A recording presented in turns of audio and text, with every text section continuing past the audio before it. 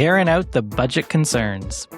This week, we're joined by Ward Dene Councillor Paquette for a conversation about the upcoming 4-year budget. You'll hear him talk about the state of Edmonton's finances, where we can grow revenue and cut costs, and what success looks like. Hi, I'm Mac. I'm Stephanie. And we're Speaking Municipally. Welcome back to Speaking Municipally, episode 364. We've got a special episode for you today. This is the first in a 2-part series on Edmonton's financial situation or position as we head into both summer break for council, but also in the fall, the 4-year budget process, which we've been talking about off and on, Stephanie, but it's really going to get into the rubber meets the road kind of stuff in September. The rubber meets the pothole-ridden, crumbling road. That's right. That's a more accurate way to put it. Today, we're joined by Paquette, the councillor for Ward Dene. He was first elected to City Council in 2017, and he's among the more experienced members of this current council. He's been through a few budgets already in his time. And so we thought, it'd be a great person to talk to as we head into this next 4-year budget. He's also someone who has written a lot about the city's finances and almost has taken it upon himself to try to help people understand these really in the weeds topics a little bit better. So I think that's a really great place to start our series. Yeah. How did the conversation go? Well, as you'll hear, we covered a lot of ground. Everything from the role of municipalities in the Canadian Constitution all the way down to whether or not we should charge people for parking at the Edmonton Valley Zoo. So a really wide-ranging conversation. But for Councillor Paquette, as you'll hear, it's all one and the same. It's all part of that same conversation. Okay, very cool. Well, I'm excited to get into it. Here is Mac's interview with Councillor Paquette. Councillor Paquette, welcome back to Speaking Municipally. All right, thanks for having me. So excited to talk to you about finance and budget and all of that stuff. I know you've been thinking about this a lot. You've been writing about this. You've been active on Reddit, which I love. Thanks for doing that on behalf of our community. I want to start kind of big picture. We're heading into this 4-year budget, 2027 to 2030. How would you describe our financial position? When people say budget's coming up, what comes to mind? Is Edmonton in trouble? I would say the province is in trouble. And Edmonton being part of the province is part of that equation. And it's not something that is uncontrollable. It seems to be a willful situation. Okay, so when you say the province is in trouble and we're in trouble as a result, can you unpack that a little bit? Like, what does that mean? Sure. I mean, the majority of our woes right now is the infrastructure deficit gap. And that happens to be the same concern in Calgary and all the mid-sized cities and the rural communities across the board. There's a reason for that. In 2011, we were getting $424 per capita for infrastructure funding, unconstrained. So that's your roads, your potholes, that sort of thing. Today, it's markedly less. It changes per year, but I wrote it down so I wouldn't forget. But it looks like it's about $156. And less than half. Less than, yeah. But if you adjust for inflation, it's much larger. It's even worse. It would have been more like $585 per capita in 2011 to $26. So it's a massive cut, probably by about 2/3. And so you can imagine that's having a great impact. In fact, our infrastructure deficit almost exactly aligns with that deficit from the provincial cuts. Now, some people might be listening and say, hey, but, you got to adjust. Like, that's how it works. You can't just keep getting free money from the province. But I wish that's how it worked. In Canada, we've got this really weird system that is fairly unique in that the municipality is the child of the province politically and legislatively, which means that the province basically dictates our situation as far as bylaws, what we can and can't do, how we can raise revenue, how we can't. And the way that Canadian municipalities are set up in Canada is we are very reliant on our provinces for existence financially as well. So when the province cuts money, there is no other way for us to raise money except through property taxes. And many people say that these cuts, served multiple purposes for the province politically and not much as far as governance or problem solving. You've served, I believe, on the Municipal Finance Committee at FCM, right? The Federation of Canadian Municipalities. So is this the same situation across the country, or is there something unique to Alberta and municipalities here? It is a bit of a favorite pastime for provinces to download onto municipalities because they get to look like they're not raising taxes, and then the municipalities have to raise taxes to fulfill different obligations. But Alberta is one of the hardest hit for this kind of approach, for sure. For example, in Ontario, the big cities, they have a health authority and a housing authority, and they get very well funded by the province for those areas. So some of the same woes that we see in our streets are actually taken care of by giving the cities authority to do it, whereas we do not have that authority in Edmonton. Right. So similar, but maybe in some areas worse here in Alberta, in Edmonton. Markedly worse in Alberta. Okay. When you talk about infrastructure debt and that gap, and we just did a story about this recently, billions of dollars, potentially more than $10 billion or billions of dollars over the next decade, right? That's part of our budget. So maybe just help people understand operational versus capital budgets. I know there's a connection obviously between the two, but when our property tax bill comes due, we're not directly paying for that infrastructure renewal. At least that's not the way people think about it. It's like the services to keep the city running. Right, so how do you explain those things for folks? So operating is what you do every day. So, if you had the analog for your home budget, it would be your food, your groceries, putting gas in your car, that sort of thing. Electricity. Yeah. Yeah. And it's the same for your city, except we also add, things like asphalt and concrete and steel for upkeep and things like that. Whereas your capital budget is for things you build, essentially. So if we need to build a bridge, or we need to build a rec center, or we need to build a fire hall, those would come from the capital budget. And generally, you never mix the two. Now, every time you build something, there's going to be a operation budget impact on that, because you have to have staff and you have to now heat the building and light the building and so on and so forth. But you keep those separate. And one of the reasons for that is because sometimes when you're doing those big builds, you're doing it on debt financing. Not always, but sometimes you are. And so that means that the actual tax implication for every $100 million you put into capital as a borrowing cost is about $8 million in an actual tax implication or budget growth implication. And so this is the connection, going back to what you said, $424 per thousand for what we were getting from the province. Now that's a lot less. They weren't funding operations. They were funding capital. But because they're not, we have to now. So other way around. Yeah. So when we're doing like road repairs and bridge repairs and things like that, that's all coming out of pay-as-you-go or operating. So that's the unconstrained infrastructure dollars. The constrained is when you're building something like LRT, and that's a different pool of money and different investments. So the province might put in a third, Edmonton will put in a third, the federal government will put in a third, and that's our capital expense. That's separate from what the unconstrained infrastructure funding was for.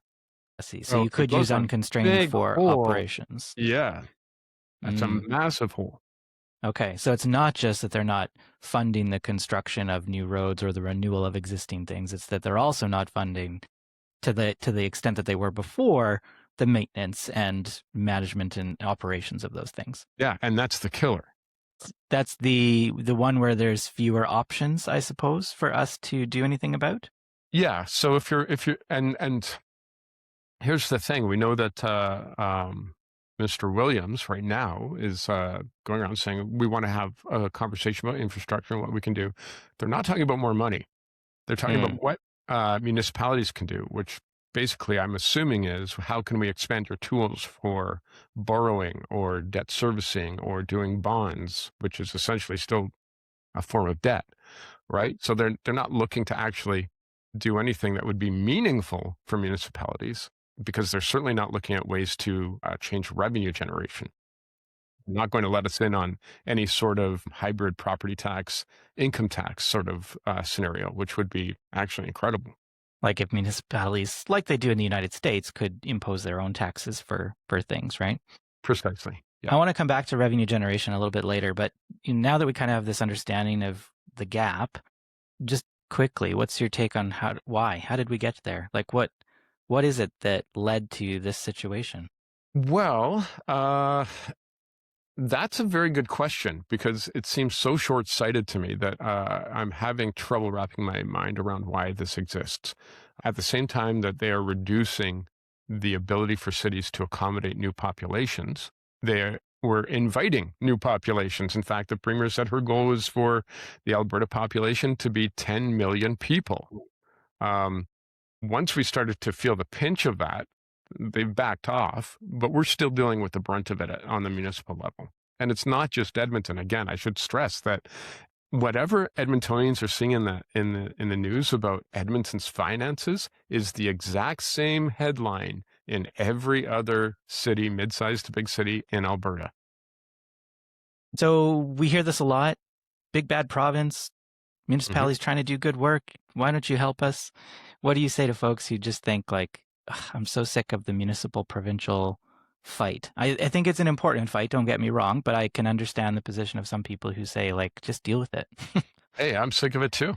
Yeah. I think it's ridiculous. I think that it would be great if we could get some kind of meeting of the minds. Let me put it this way. I don't think that this province is actually interested in good governance and problem solving. I think they're interested in power and politics and how to retain power. And so any narrative that allows them to point to cities that are a little bit more progressive than the provincial stance and say, look at what a bad job they're doing. Look how much they're always just complaining with their hand out. Politically, that's great, especially among your base in the rural communities, right? So I can't see any motivation for the province to actually step up and say, you know what, why don't we just make sure that this province is functioning properly for everyone, that we're maximizing the capacity of our cities to encourage economic investment and diversification and activity, because what does that do for them politically, right? So that's the challenge we're in. If we did get to 10 million people, those people are all going to live in cities. They're all going to live in cities and towns for the most part. They're not going to be moving to Sundre. Some of them will, but the majority obviously are going to land in Calgary and Edmonton and Red Deer and Grand Prairie, Medicine Hat, Lethbridge. Yeah. And so that's going to tip the scales of power politically. So this is a really big question, but is there anything we can do about this from your point of view? So to align these incentives better?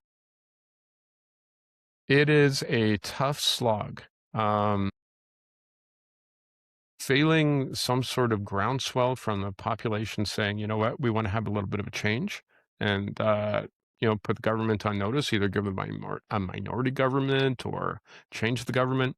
I don't see anything changing at all because there's no incentive for that. That's a bit bleak, but realistic, I guess. Right? I mean, if you were genuinely interested in public service and looking at the landscape and saying, you know what, I've got so many levers at my disposal. Oil revenue is coming in like we've never seen before. Maybe we should take this opportunity to right-size funding for cities, make sure that we can take care of the homelessness, mental health and addictions crisis, maybe get our healthcare in order, maybe get education in order. If we had that kind of attitude, then yeah, you'd see a lot of great change. But I am basing my projection going forward with what we've seen over the past 7 years. Okay, back to budget a little bit. We kind of understand this problem now a little bit better. I think the experience of Edmontonians out there is my taxes keep going up, but I don't seem to be getting more service for it. Whether that's true or not, that might be the perception. How do you explain that to folks when you're having these conversations? Super fair. It's something I think about constantly. So another thing we didn't talk about, Mac, is the fact that probably about, and this is conservatively, about 5% of the 6.9% tax or budget growth, which turns into your tax rate, is provincial downloads and costs in other forms, not just the infrastructure dollars. And so the council-derived portion is about 1.9%, which is below inflation, never mind our population growth. And that sort of implication is huge, because what councils have been doing successfully, or not successfully, successively, and definitely not successfully over the past many years, is they have tried to keep tax rates at an absolute minimum, which means we're cutting and cutting and cutting every year because of these downloads and extra costs from the province. We're trying to shelter residents from massive increases. But the only way you can achieve that is by either maintaining services as is without growth, or cutting services. And so in this attempt to do something good for residents, what council has actually delivered is higher prices without the attendant better services. So you feel like you're paying more for less. Right. And that growth is population growth. It's also inflation. Are there other growth pressures that people don't think about? So it's funny that you should ask that, because so if we did growth in population just for 2026, instead of 1.9%, just to stay even, the council-derived portion would be about 4%. But if we did that, then the tax rate would be, 8.9%. And then you add the education tax on top of that, and you're looking at about a 9.7% tax increase. So let's set that aside. What's the other pressure here? It's still growth, but it's not growth in Edmonton. It's growth in the region. And right now, we've got about 400,000 people living in the region around us, with our 1.2 million population in Edmonton. What that means is that we've got about 30% of our infrastructure costs, our wear and tear, and demand for our services are coming from outside of Edmonton, from people who are not paying into our taxes, but utilizing all those services and infrastructure. So approximately 1/3 of your Edmonton tax bill is going to subsidize the region. I heard you make this argument at the Edmonton Real Estate Forum, and I think in that room, maybe well received or maybe indifferent. I wonder how that lands politically with your fellow councillors around the region. It might be true what you're saying. I believe you, but it also perhaps is not the most neighborly way to talk about it. How is that playing out right now? Well, I think we're past that point. I think everyone if they've given it any thought in the other communities, and some of them have, I've spoken to them, they acknowledge that this is a reality. But the challenge here is that we have to talk about this, because it didn't used to be that ratio of 30%. It used to be like 10%. Then it grew to 20%. Now it's 30%. Going forward, you can see that it's going to be about 40% or 50%. At a certain point, the Edmonton taxpayer will not be able to bear the weight of that additional cost. And what will happen is that Edmonton will start to contract. We're already talking about what rec centers or pools. I mean, we've been having this conversation since 2018. Should we shut down? What roads are redundant that we can afford to shut down, because the sheer cost of maintenance is far too great? As we have those conversations, you're looking at more and more contraction. And as Edmonton contracts, that is damaging for the region. The only way that the region can have a lot of the tax freedom that they currently experience in their own communities is because Edmonton exists. Right. And so if we start to decline, the region will decline. So this is an existential conversation for everyone. This is a thing that those leaders in those other communities should care about, because they should care very deeply about this. But we also have our cyclical election. Yes. And so it's hard to, if you're looking for re-election, to make plans 10, 15 years out that may be tough plans if you're hoping to get re-elected 2 years later. Is collaboration the way to get there then? Is it annexation? Like, the city annexed a bunch of land from Leduc County back in, 2019, right? I think that was our most recent annexation. Didn't bring a lot of population, didn't bring a lot of new assessment base even. It just brought a lot of land that we could potentially develop. I don't know how successful we've been with that so far, but Strathcona County probably has the best balance in the region in terms of residential, non-residential tax base. If we just acquired Strathcona County, which isn't going to happen, would that solve our problem? Or is it a collaboration thing? Is there other ways to tackle that challenge that you're talking about, that 30%? So you raise a really interesting point. Part of the reason that there was that expropriation in the first place is because the region was growing faster and projected to grow faster than Edmonton as far as maintaining a good ratio.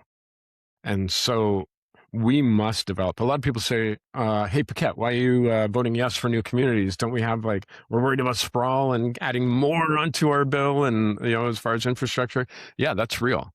The challenge is that if we are not growing in Edmonton and growing that population base, and instead that grows in the region, that ratio that we talked about accelerates faster. It puts us in a far more dire position.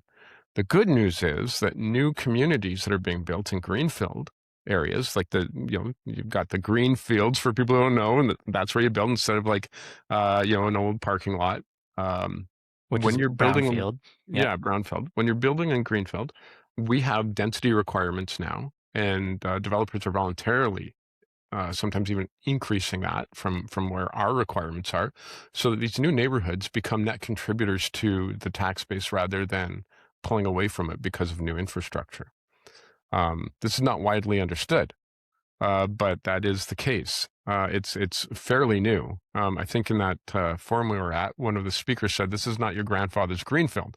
Yeah, right. I think this is a different way of thinking about it. I mean, for me, in all my time watching council, it has been basically just a fact that when we build new neighborhoods, it costs us money.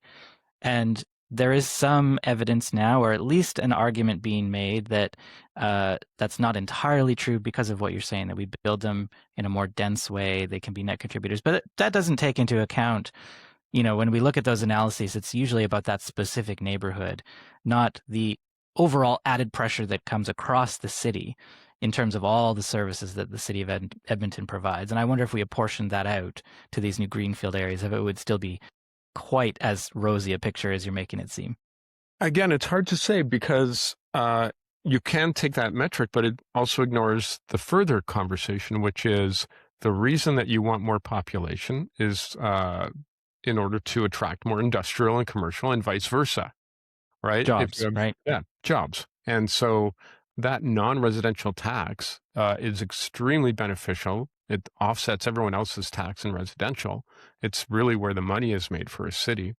And so if you have the population to support the non-residential, then you're obviously bringing in far more money than the residential does alone. And you wouldn't get that if you didn't have the residential. So you wrote about this last year. I think you called it your roadmap for Edmonton. And you talked about kind of three things: this smarter greenfield growth, capturing more of that within the city of Edmonton's boundaries.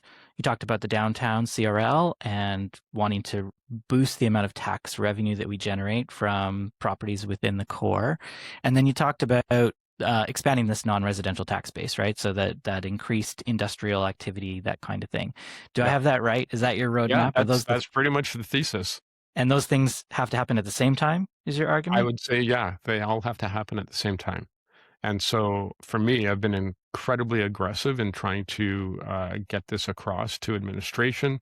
I'm finding a lot of buy-in from council, which is great. Everyone's sort of on the same page. We kind of all understand the lay of the land.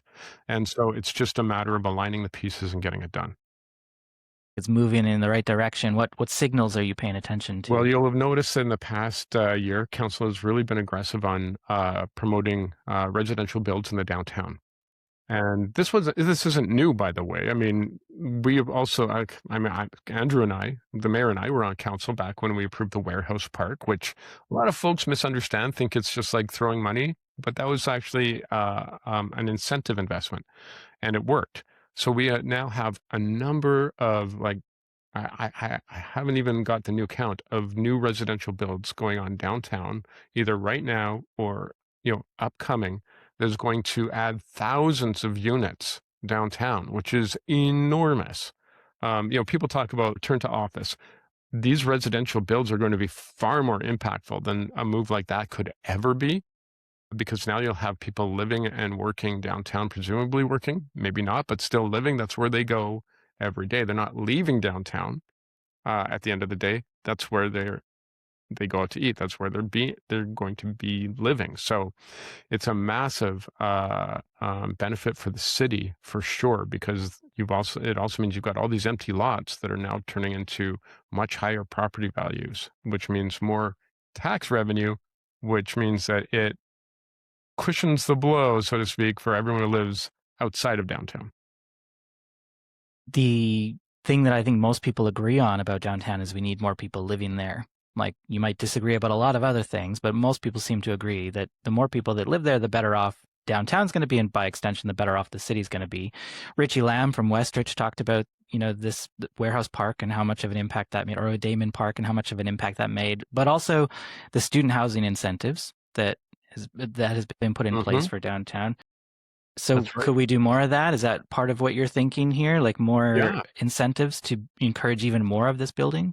100%. Here's the thing. Every incentive that we give now, there's two schools of thought. Administration prefers the incentive in the form of a grant program. And then there's the builders would prefer an incentive in the form of deferred taxes. So you pick your poison. Administration likes getting the taxes in and then doing the grant program because that's money in the hand, right? So either way you do it, you've got to do it. And I think that we've seen it happen in the past. We did it like just mid-COVID and it worked extremely successfully. The ones that are in place now are working like gangbusters. So if we just do more of that, it ultimately, at the end of the day, actually costs us nothing. And we get enormous benefit in return.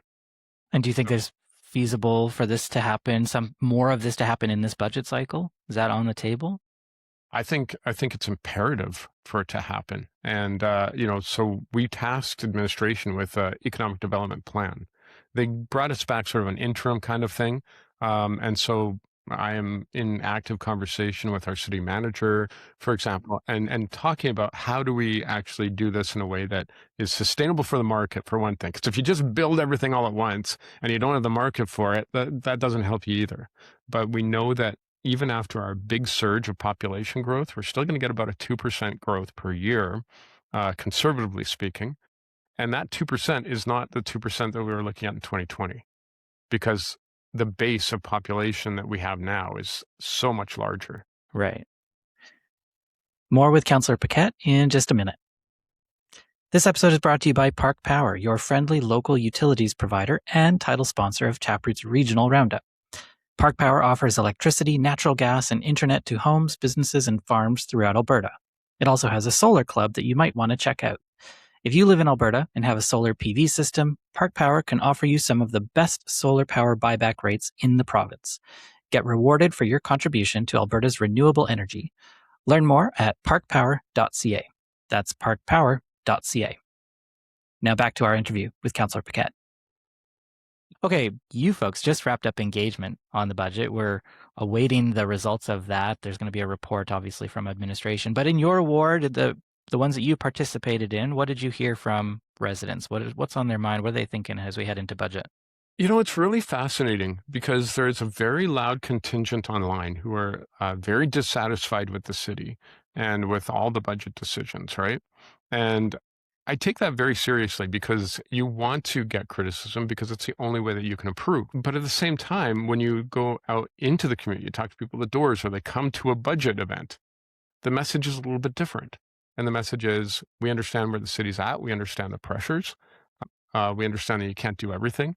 But we're pretty happy with the programs and services.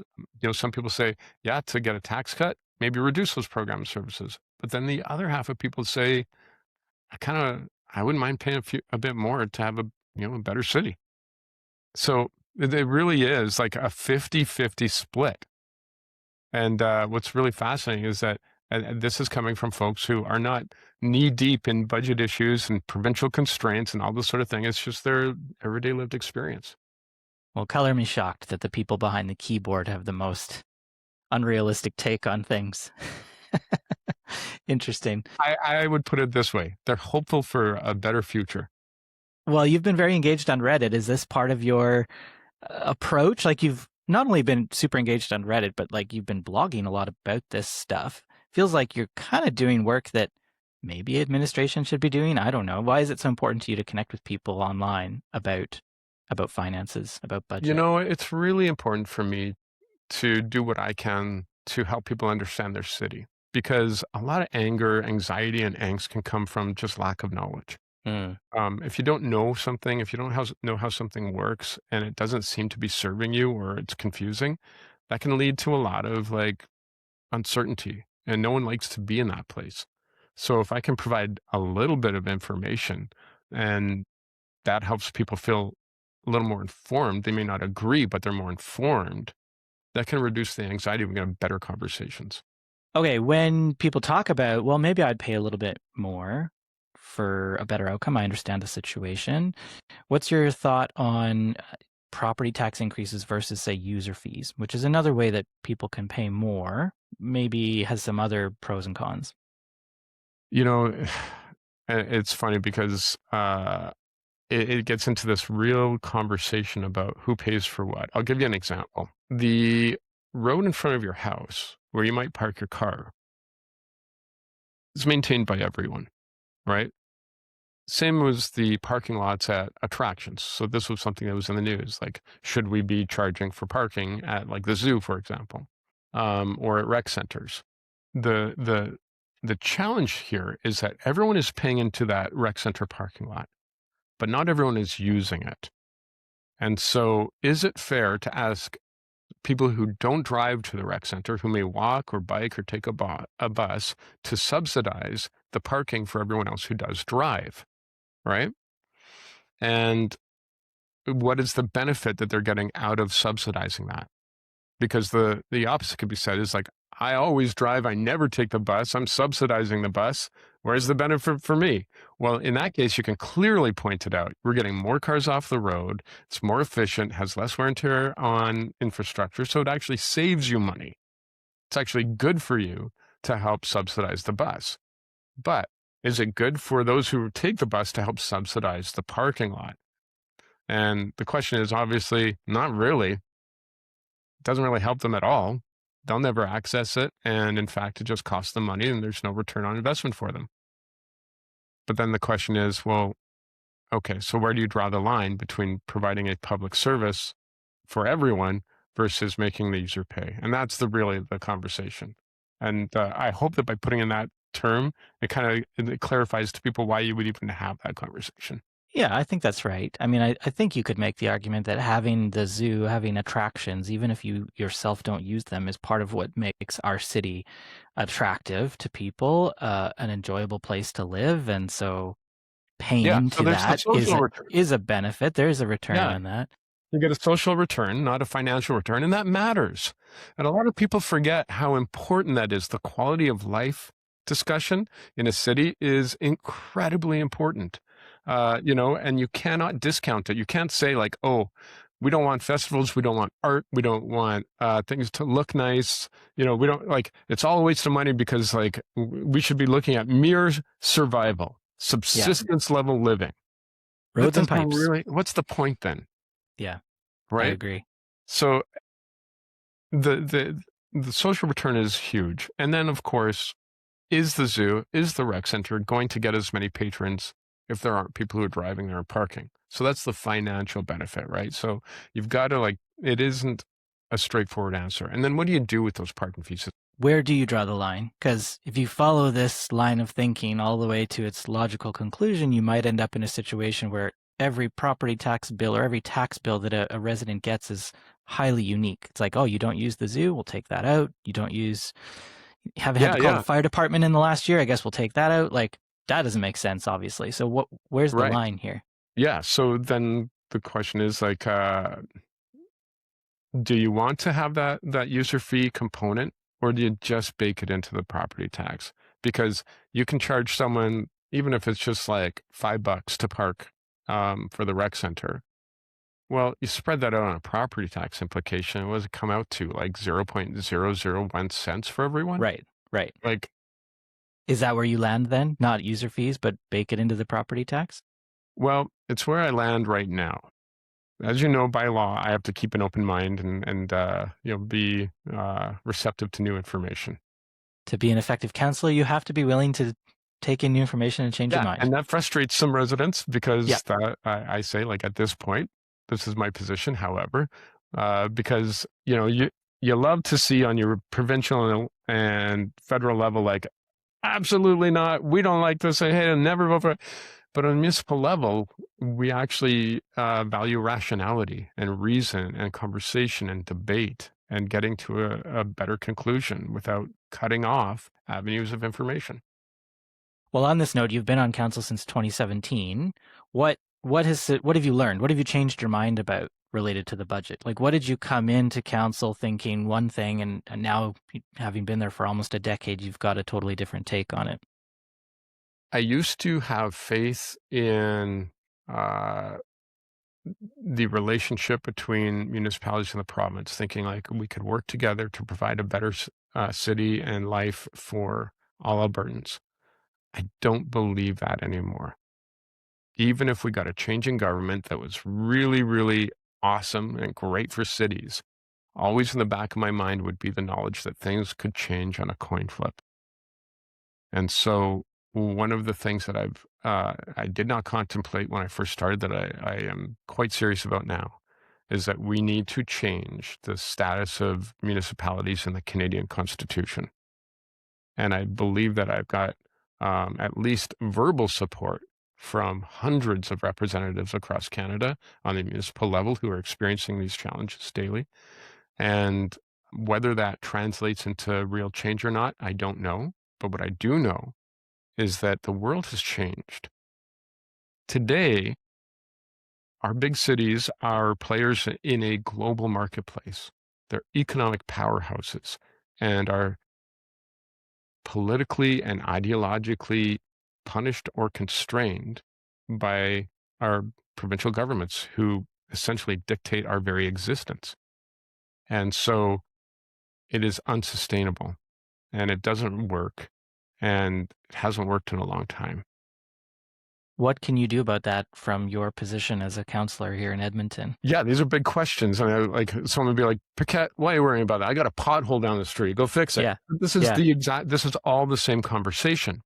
The reason we can't fix your pothole is because we've been brutally treated by a provincial government who actually doesn't care if you've got a pothole down the street. Obviously, because of their funding, you can see the values of a government in how they deploy their budget. And so they don't care about your pothole. They don't care about that. What they care about is the political advantage of every decision. And if that doesn't politically advance what they want to do, it doesn't matter. So it's a very different situation. Now, what can you do as a counselor? Well, recently, council passed a motion, a 6-part motion that I made that asked to explore these very questions. And they've been explored by researchers and constitutional lawyers for a very long time. And the argument is there. We'll see what administration comes back with. It's just sort of a high-level scan. And we'll see what conversations can happen in Edmonton, with Calgary, with Vancouver, with Toronto, and across Canada through the Federation of Canadian Municipalities. So, well, perhaps this is the right time for that conversation. There's a lot of other things on the table that one would have thought would not be on the table, right? Yeah. Well, just this conversation of separation.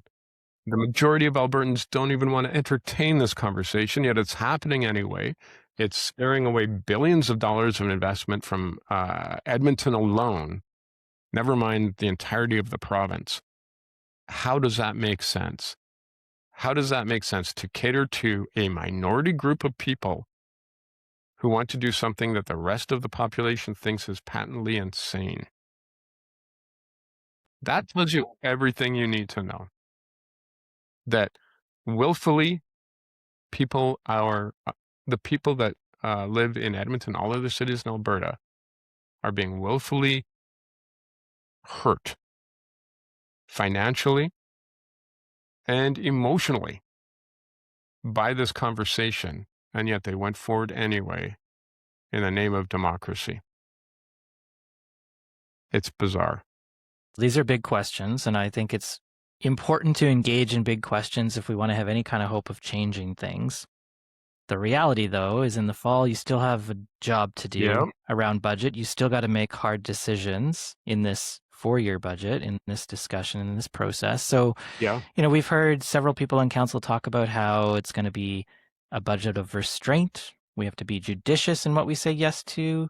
What is your approach going to look like? How are you going to decide what we say yes to, what we don't in this I would budget? say, what is new in that message? When have you not heard that message, Mac?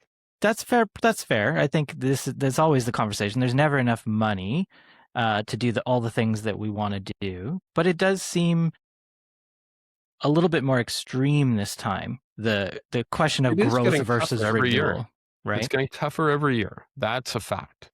I will tell you, I don't foresee any large city building projects at all on the table.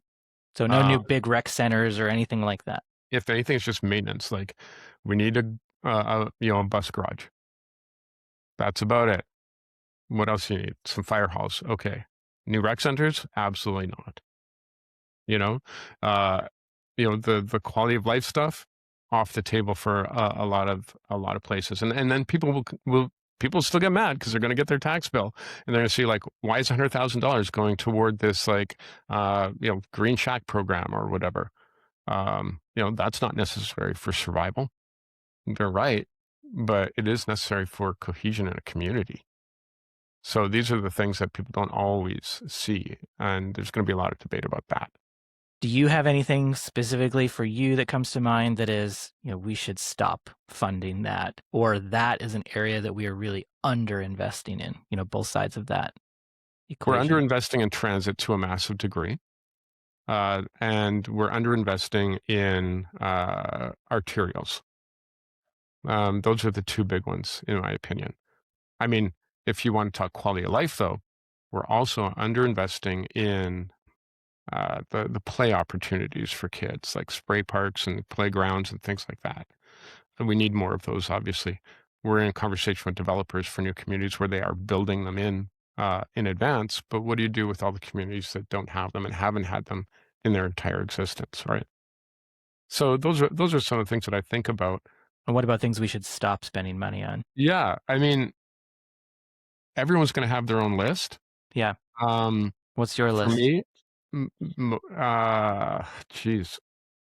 You have to remember, I've been on council while we cut $1.9 billion out of the budget ongoing, out of a currently $4.6 billion operating budget. So there isn't really a lot left. I mean, in the last budget, in 2024, council cut even the city farm. They cut yards in Bloom. These are the things that people love, and it's just searching for the pennies. So when you say, what should we stop spending on? It's a tough thing. Like, do you stop spending on anti-racism initiatives? Do you stop spending on safe places for people who are marginalized in the community who otherwise wouldn't have anywhere, and maybe you'd find more homeless kids as a result?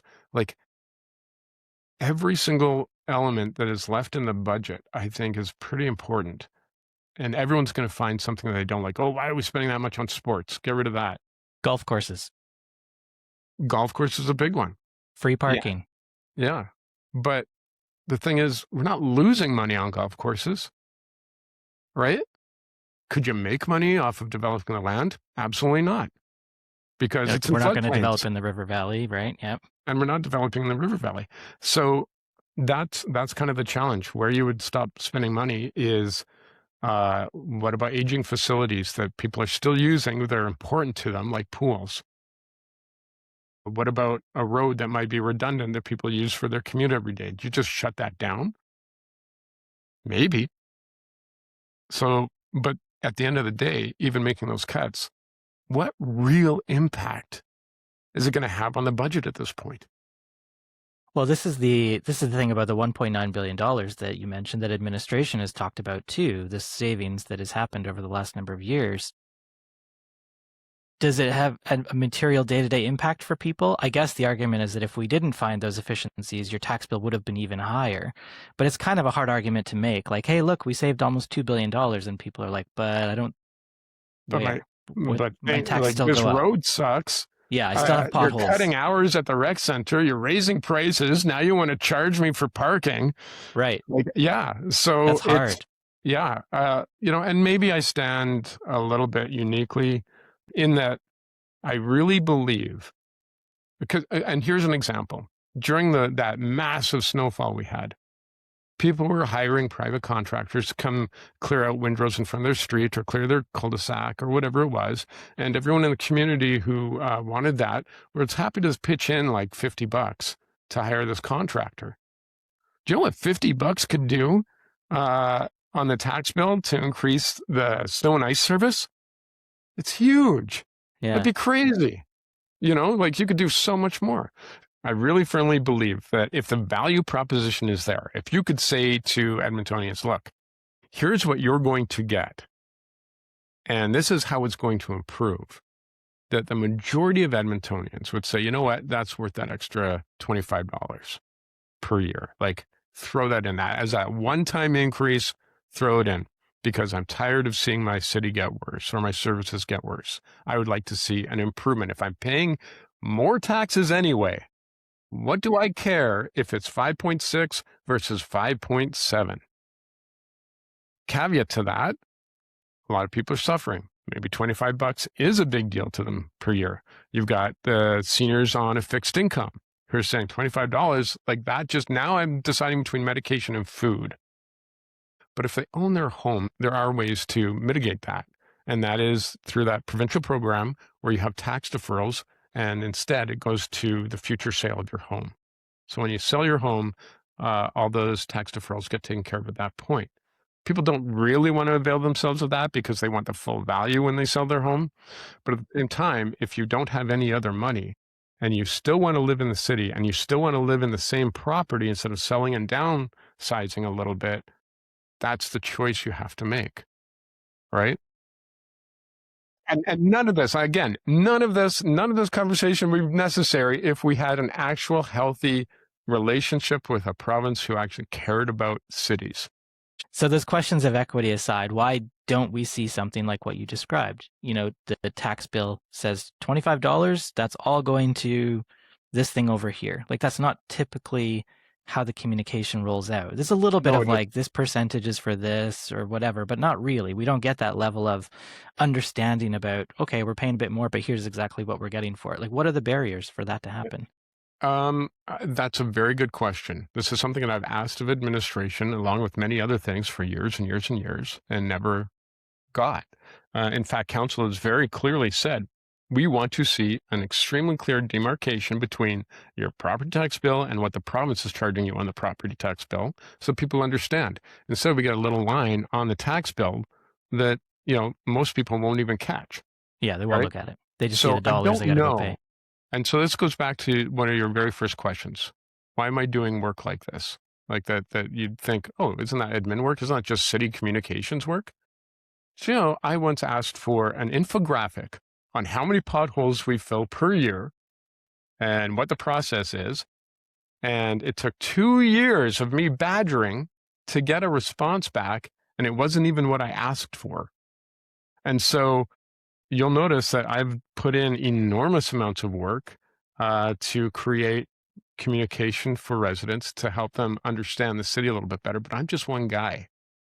And I've already put in this year probably like easily more than like my salary would ever pay me. If I was doing it freelance, I would have made way more than I'm making right now. Your snow and ice budget tool in particular was pretty involved for... Yeah, I did not take a Christmas vacation. I literally worked 14 hours a day on that thing. Wow. Yeah. You're a programmer now. We should put you to work in administration, solving problems. Lots of credit to my son and to GitHub and to forums. It's just not sprung out of my head, just in independence. I had a lot of help. Yeah. But that just speaks to the importance of it, right? For you, that you would put all that time into it. Yeah, but it's important for the people. And I think it's just like what I did was just fundamental table stakes of how a city should communicate. But for some reason, it's been like pulling teeth with city administration to get that level of communication out there, which any corporation that is trying to convince their shareholders or their potential customers of why they're great would have things like that in place. Yeah, it's part of the job. Yeah. Well, we got to wrap this conversation up. So what I want to know from you is what you think success will look like on this 4-year budget. And it's hard to predict the future, so I'm not asking you to predict the future. But for this process in the fall, when we get to December before we go on holiday break, what's success look like there? And then, when we look back on those decisions that were made, knowing that we're going to adjust it every year to match reality, what kinds of things would say to you that those were the right decisions we made at that time? So one criticism council always gets, no matter the council, my entire life I've heard this, is focus on the basics. Focus on the core services. Yeah. Of course, that's what everyone does on council. Like, there's never not a focus on that. And just because you don't see it in the news every day doesn't mean it's not happening. And the reason you don't see it in the news every day is because it's boring. Never get a click on that headline. Council doing its job. All right. All you'll hear is like when things are a little bit awry, which is great. You want to know that. You want that to be transparent. But people then get the impression that's all there is. There's all the things that go awry, which is actually a very, very small percentage of the day-to-day stuff. When you go out your front door and you have your day, guess what? Hundreds of thousands of things went right for you to have that day. But that's unseen. So success in this budget would mean do everything in the budget that you actually need. And we know most councils never do that because, you want to keep that tax rate low that year. Here's the trap, Mac, and this is very important to understand. Every time council says, I'm making hard decisions by not funding this, that is the easy decision. The hard decision is to actually fund something. And it's also the right decision because every cost deferred is a greater cost incurred as you go along. Meaning that if you don't take care of it now, you're still going to have to take care of it. And it's going to cost taxpayers a whole lot more in the future. So to me, success is take care of things now. If you have to front load the first year, that 4-year budget with an enormous amount of work, and it's a big sticker shock, do it because you're saving people in the long term. Budgets are not yearly events. They're a continuum. And if you are not seeing it that way, you make short-sighted decisions that don't ultimately serve the public over the years. And that, to me, is what success looks like. Well, Councillor, thank you for coming to talk to us about budget. It's been a great conversation. I've learned a lot about this, and I think it's really interesting to hear the way you're thinking about this. And we look forward to all of those discussions with your colleagues through the fall. My pleasure. Yeah. And if you want to have like 187 more hours of this, I'm happy to. I feel like we could keep going. Before I let you go on Speaking Municipally, we like to give people an opportunity to plug something or talk about anything you want listeners and viewers to know. Wow. From the office of Councillor Paquette or from Aaron Paquette, the citizen. Here is my plug. Be kind. Everyone's facing a lot of stuff, a lot of fear, a lot of anxiety. Just from the local thing where you see someone in distress in the streets to global events to provincial stuff, on and on and on. It can wear you down. It can make you feel hopeless. It can cause division with you and someone else and make you distrust your systems and your community. But the fact is, people are good. No one is the villain in their story. Everyone's trying to do the best they can. And we never know what someone else is suffering or going through. So be kind. It doesn't cost anything, and you'll feel better as a result. Love it. Great way to end. Thank you, Councillor.